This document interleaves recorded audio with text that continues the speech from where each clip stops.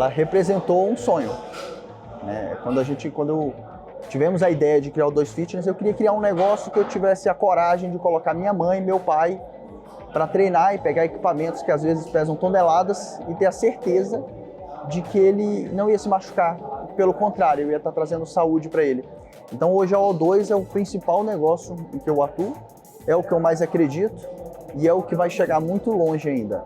O negócio dos sonhos do Paulo Albuquerque é a O2 Fitness, a primeira academia de luxo do Brasil. Após empreender no segmento com um modelo de negócio mais tradicional, Paulo se inspirou nas academias de luxo dos Estados Unidos para montar um empreendimento que preza pela experiência do cliente acima de tudo. Com 2 unidades, uma em Brasília e outra em Goiânia, a O2 oferece comodidades como manobrista, garçom, toalhas geladas, escovação de cabelo, snacks, cafés e frutas, além de um personal para acompanhar cada cliente durante os treinos. Vamos conhecer.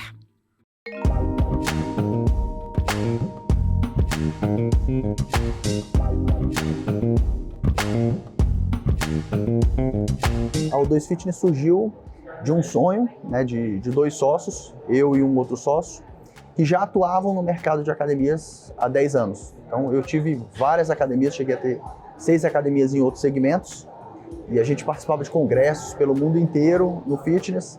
E uma tendência que já existia no mercado europeu, no mercado americano, era das academias boutique, né? Hoje já existem algumas academias boutique e a gente queria um pouco além. Nós queríamos montar de fato uma academia de luxo, que hoje existem pouquíssimas no mundo, e no Brasil eu posso considerar que a O2 é a única academia de luxo do país. Desde novo, com 18 anos, eu tive meu primeiro negócio, né? Eu tive uma agência de publicidade e depois passei em concurso público, fui para um outro caminho, e quando eu senti que eu já tinha alguma estabilidade, resolvi voltar a empreender. Então sempre foi um sonho, sempre fez parte do meu DNA. E enquanto eu estiver vivo e com saúde, eu vou estar empreendendo. Quando eu decidi empreender, a gente tem inúmeros serviços, inúmeros produtos que a gente pode estar vendendo, né? Eu tive um sócio que ele era bancário e ele sempre falou para mim assim: Paulo, eu trabalhava num banco e era muito triste para mim ter que vender algo que eu sentia que poderia causar um problema depois para a pessoa. Que seria às vezes um empréstimo, que seria às vezes um seguro bancário, alguma coisa que ele não sentia orgulho de fazer essa venda. E aí quando nós sentamos para decidir o que nós iríamos vender, nós optamos por vender saúde. Era uma das coisas que a gente ia ter a certeza absoluta que eu ia trazer benefício e satisfação para a vida das pessoas. É uma coisa que eu tenho orgulho de vender, de entregar e de falar, cara, eu melhorei a vida dessa pessoa. Então o objetivo sempre foi esse, entregar algo que a gente tivesse orgulho de entregar.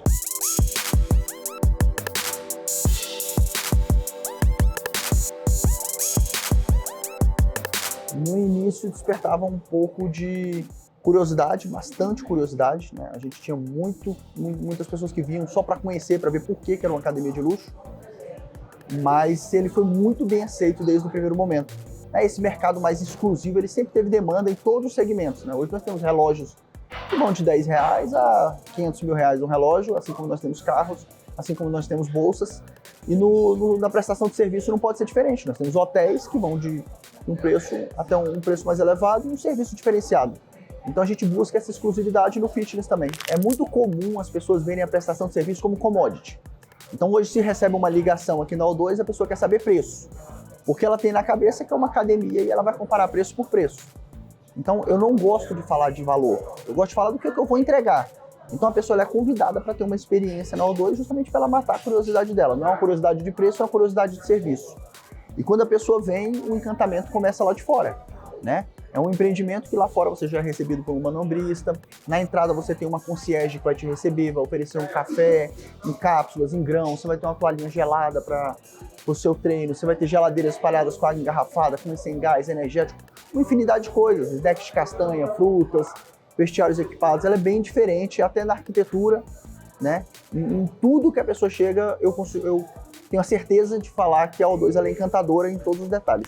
Uma academia comum, ela vai trabalhar com alocação de espaço, né? Então ela vai ter um galpão com máquinas em que você paga uma mensalidade e aí você vai treinar, né?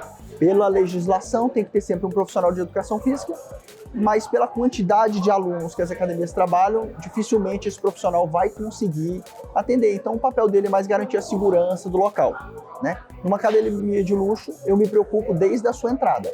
Então, na entrada, você vai ter uma infinidade de serviços. Eu já vou te entregar toalhinha gelada, um café como pré-treino, você já vai ter snacks de castanha, frutas, se você estiver em jejum, né, para maximizar o seu treino. O seu treinamento vai ser reavaliado todos os meses por meio de uma equipe de nutricionistas, um professor de educação física que vai pegar mais de 100 indicadores e todos os meses vai rever o seu treino, né? Eu vou entregar para você um treinamento individualizado ou em grupo, todos os dias. Então, por meio de um aplicativo, você escolhe o seu treinador e ele, de fato, vai te treinar, vai entregar a performance que você espera. E depois de 13 meses, o meu objetivo é que você não seja mais a mesma pessoa. Se eu não te entregar uma nova pessoa com tudo que eu ofereço, eu não alcancei o objetivo da O2.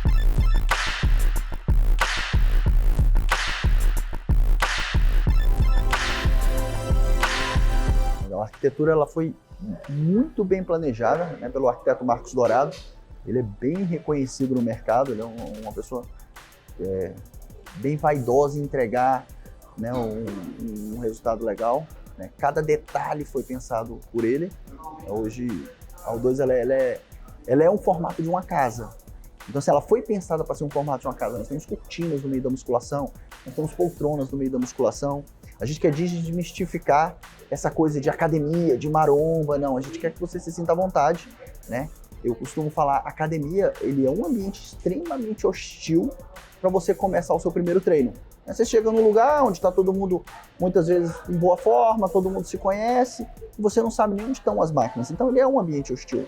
Então, a ideia foi a gente fazer uma proposta de arquitetura para você se sentir em casa, se sentir mais à vontade. E no O2 nós temos vários espaços temáticos. Então, nós trabalhamos não apenas a aula, é uma das frentes do nosso trabalho. Nós trabalhamos com identidade olfativa. Então, assim, cada sala de aula de uma modalidade vai ter um cheiro diferente, né? Então, nós temos um espaço zen, em que você vai ter um cheiro mais cítrico, né? Trabalhamos também com a questão das luzes, das cores. Então, nós temos nesse espaço zen, são luzes mais calmas, mais tranquilas. Temos um espaço de queima calórica, que é o espaço burn. Então, no espaço burn, nós temos uma sala toda vermelha, né, com uma temperatura um pouco mais quente. Então, procuramos trabalhar com todos os sentidos para a experiência ser completa. E aí, no geral, nós vamos ter mais de 20 modalidades, que aí vão modalidades de bike, modalidades de yoga, modalidades de pilates, funcional, lutas. É bem completa a grade de modalidades, distribuídas em ambientes temáticos, para que a experiência seja diferente.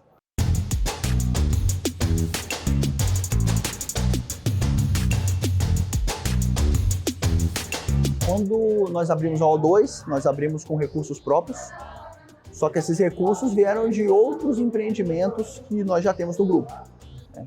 Mas eu posso falar que a nossa primeira academia, ela veio 100% por empréstimo. E hoje é quase um tiro na cabeça você montar um negócio alavancado com 100% de empréstimo, né? Dificilmente o negócio vai dar certo.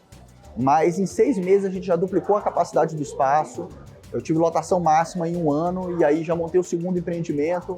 Em 1 ano nós também já aumentamos o espaço físico, então tudo cresceu muito rápido e sempre alavancado com empréstimos bancários, né, para conseguir montar essas primeiras operações. Até chegar o momento que a gente tinha estabilidade financeira para montar a O2. E aí ela veio 100% com recursos próprios.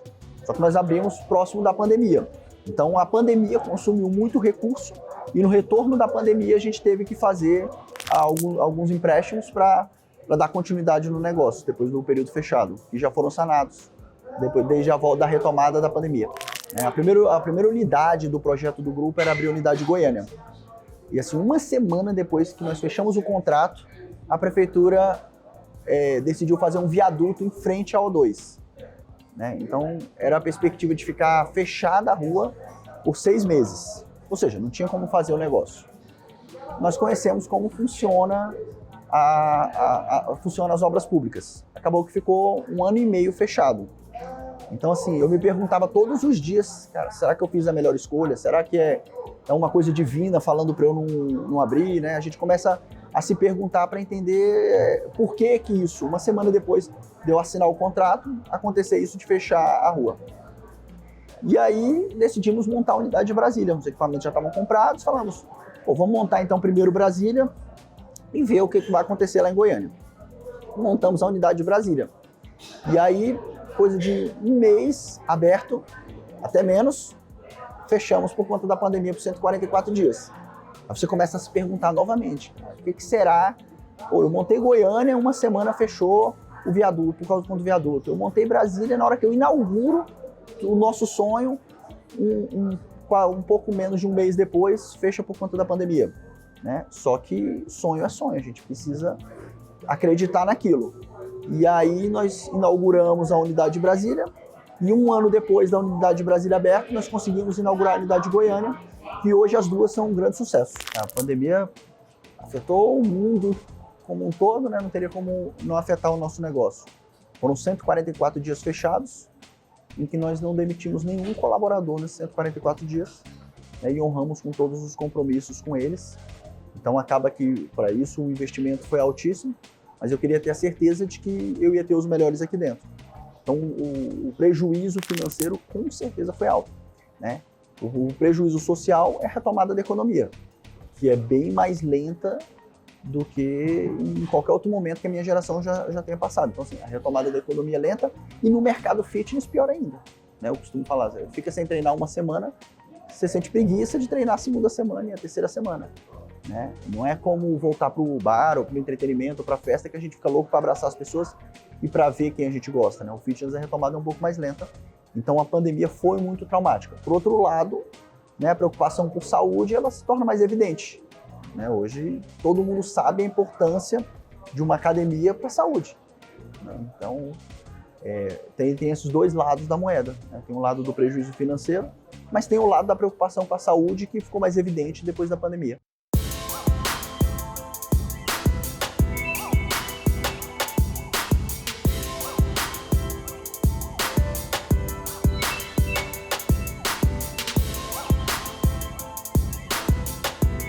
O fitness ele é extremamente competitivo, né? Infelizmente, as pessoas ainda veem com algum preconceito. É um investimento, eu digo, o cliente ele não tem ideia do investimento que é para você montar uma academia. Uma esteira chega a custar R$150 mil uma esteira.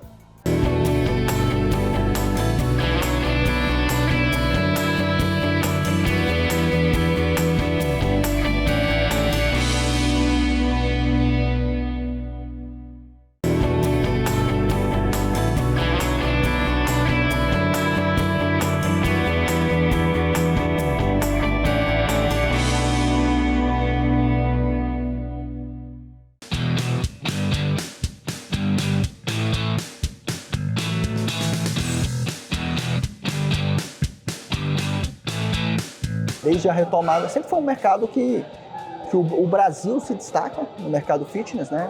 Junto com os Estados Unidos, está sempre bem próximo. O brasileiro gosta muito do fitness, né? Tanto pela questão da saúde quanto pela questão da estética, né? A preocupação pela estética. Então foi um segmento que sempre foi muito seguro, né? A pandemia trouxe para a gente alguns problemas, a retomada ela é mais lenta mesmo no segmento fitness, mas apesar de ela ser mais lenta a retomada, desde que nós voltamos da pandemia, quem voltou a treinar não quer largar nunca mais. Né? Hoje os estudos mostram pra gente que quem na época fazia atividade física teve menos complicações do que quem não fazia atividade física. Então passou a ser uma preocupação não só de estética, mas de saúde para todo mundo.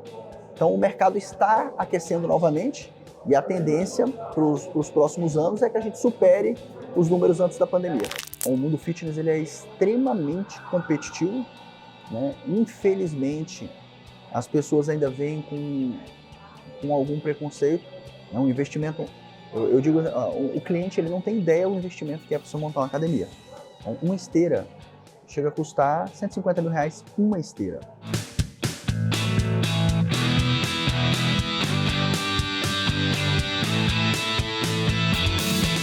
Hoje nós recebemos por dia, na unidade de Brasília, aproximadamente 500 clientes por dia. Né? É até interessante isso, hoje nós temos a frequência dos nossos alunos chega a 90%, ou seja, 90% dos nossos alunos matriculados são frequentes ativos todos os dias. Né? Isso, o mercado normalmente trabalha com 20%, nós trabalhamos com 90%. Se você faltar hoje o treino no O2, amanhã você vai receber a ligação para saber se está tudo bem com você, o que aconteceu, como que a gente pode te ajudar. Então, assim, a nossa taxa de ocupação é muito alta. E aqui em Goiânia, nós temos mais ou menos ocupação de 400 pessoas por dia, né, com a expectativa de chegar até o final do ano em 800 pessoas por dia, com essa mesma proposta de ocupação 90%. Então, hoje a gente tem uma preocupação muito grande com tecnologia. Então, hoje nós temos mais de 150 equipamentos, somando as 2 unidades, das principais marcas do mercado, né, e sempre se reinventando, sempre atualizando para poder trazer o que há de melhor. Mas são aproximadamente 150 equipamentos. Aproximadamente 200 pessoas são colaboradores na O2, né, em todas as áreas. Então nós temos professores de educação física, nós temos área comercial, área de apoio, manutenção, manobristas, concierge. Um total, 200 pessoas atuam nas 2 unidades, Brasília e Goiânia. Nós temos uma equipe hoje de 5 pessoas, né? Eu faço a direção, nós temos a nossa coordenadora geral e abaixo dela nós temos mais 4 pessoas que fazem toda a inteligência financeira do negócio. Então eu dou direcionamento, né? Acompanho os resultados e acompanho os indicadores que eu acho importante para gerir o negócio. Mas no total, nessa parte financeira, hoje nós temos uma equipe contando comigo que são 6 pessoas, 5 colaboradores e eu. É por isso que eu falo que a importância na hora de você fazer gestão é você sair da operação e pensar na parte estratégica. Então hoje nós temos uma escola de líderes, onde nós pegamos os nossos colaboradores que hoje não ocupam cargos de liderança, né, identificamos os que têm alguma valência para isso e capacitamos eles para assumir cargos de gerência ao longo do ano. Né? Esse programa de escola de líderes pega jovens e transforma em gestores, que podem ser gestores dentro da O2 ou em outro negócio, mas que a gente traz valor para eles. Né? Então nós temos uma equipe de coordenação que está sempre capacitando pessoas para poder estar assumindo os postos dentro da empresa. Então para cada nova unidade vai uma pessoa capacitada, treinada e que já atuou dentro de um espaço da O2. Hoje, gerir pessoas é muito difícil. Né? Cada pessoa vem de uma história de vida diferente, cada pessoa tem os seus problemas pessoais. Só que entrou aqui dentro, a gente precisa trazer um encantamento para o nosso cliente que eu prometo desde a venda.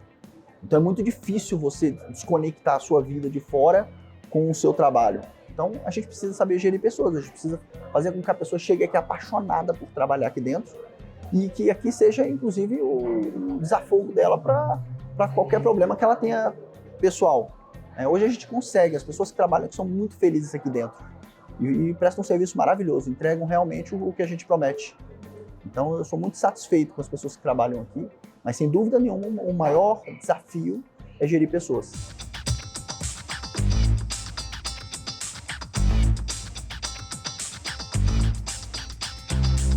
De fitness, de todos os congressos possíveis a gente já participou, né? Eu e o meu sócio, tanto no Brasil quanto fora do Brasil. Só que para ser empresário hoje em dia, você precisa de várias outras valências que não seja só a capacidade técnica do negócio. Então eu tenho algumas pós-graduações em gestão de pessoas, planejamento estratégico, gerenciamento de projetos, gerenciamento de processos, que são valências que são muito importantes para o negócio funcionar bem. Aí depois eu comecei a me capacitar mais na área financeira, contábil, e hoje, se eu for colocar em carga horária, tem muitas 1000 horas de cursos e treinamentos. Hoje em dia a gente tem que estar fazendo sempre novos cursos, né? Então hoje você não tem como planejar se você não tiver metodologia. Então existem inúmeras metodologias para você planejar. Quando eu montei o primeiro negócio que a gente não tinha tanto treinamento, a gente via a roda girar a cada dia. Hoje a gente já se programa com 2 anos de antecedência porque a gente vai fazer nos próximos anos. E isso é fundamental para a performance do negócio. A gente ter planejamento. Então nós temos hoje uma equipe com vários coordenadores de diversas áreas multidisciplinares dentro do grupo, em que a gente tem reuniões semanais, reuniões mensais de alinhamento dentro do planejamento estratégico que é anual, mas que nós já temos o nosso direcionamento para os próximos 5 anos. A gente investe nada em marketing, tá? O nosso trabalho para atrair pessoas é prestar um bom serviço. Então hoje 90% dos nossos clientes vêm por meio de indicação. Então a minha curva de crescimento ela é diferente das outras academias. As outras academias fazem um investimento muito grande em marketing e elas começam com muitas matrículas e com o tempo elas vão caindo no número de matrículas, mas aumentando no número de sócios. Na O2 nós começamos com poucos sócios, é um mercado mais restrito, exclusivo, e todo mundo que vai entrando por indicação. Então acaba que nós temos uma família aqui dentro que se conhece, porque 90% dos clientes vêm por meio de indicação dos próprios membros. Eu nunca imaginei que as redes sociais fossem ajudar a O2. Né? É engraçado isso, porque a O2 ela é do segmento de luxo. E assim, existem até algumas pesquisas, uma entrevista uma vez com a Lamborghini, eles falaram, a gente não anuncia em rede social, a gente não anuncia em televisão, porque o nosso público não está nas redes sociais e na televisão, né? Que seria a referência para o mercado de luxo. Mas acaba que a O2 ela é tão diferente de todas as outras academias e referências do segmento fitness, que qualquer postagem aqui viraliza, como dizem hoje. Então nós temos inúmeros cases de pessoas que postaram aqui que o algoritmo do Instagram, do TikTok, reproduziu de forma assustadora e que o telefone não parava de tocar. No mês passado nós tivemos um caso de uma aluna que postou aqui, deu 4 milhões de views, um post normal dela treinando, e a gente estava com mais de 200 mensagens por dia de interessados, de pessoas. Então, acaba que as redes sociais elas trazem isso, né? De uma pessoa espontânea, sem nada preparado, ela conseguir causar um engajamento que às vezes a gente faz um vídeo, faz um investimento gigante e não consegue alcançar esse resultado.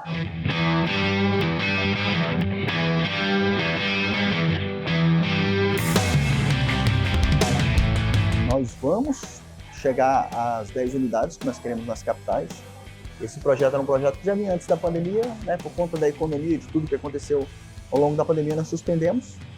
Mas a partir de 2024 nós vamos retomar com a abertura de novas unidades. Então nós vamos chegar às 10 unidades nas 10 capitais. Considerando o primeiro empreendimento, foi o empreendimento de Brasília, 6 meses após a abertura foi quando a gente entendeu mesmo o negócio e viu o caminho que a gente tinha que seguir.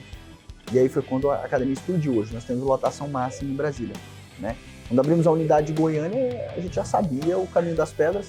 Então a academia cresceu e cresce muito mais rápido do que aconteceu em Brasília, porque a gente já conhece o negócio de perto, né?